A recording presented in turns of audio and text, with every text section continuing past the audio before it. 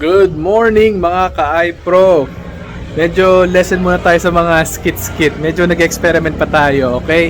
So, don't mind yung mga binabato namin na ganong klaseng type of content. Just for laughs lang naman, di ba?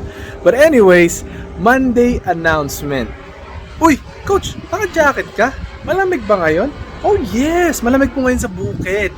Not only that, because I'm also Filipino, yung mga Pilipino, kahit tanghaling tapat, naka-jacket at nagkakape. But anyways, sige, announcement muna po tayo. So, the usual Mondays, okay?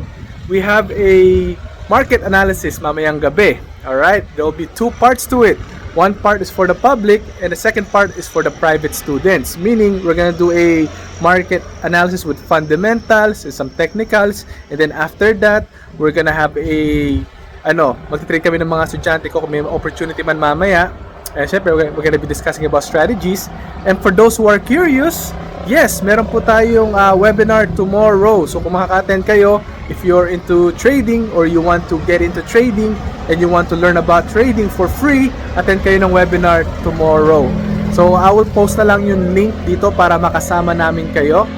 And ano pa ba? What to expect this week?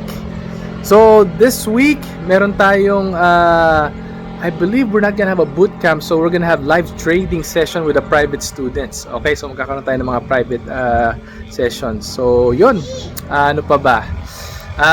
Maybe that's it for now, okay? And I don't know what content I'm gonna be releasing this week, pero expect some free knowledge. Okay, we always giving out free knowledge dito sa iPro. So yun lang po, and also welcome sa lahat ng mga bago sa community. Okay? Kaya stay tuned for more. Okay? So kita-kits po tayo kami, ladies and gentlemen.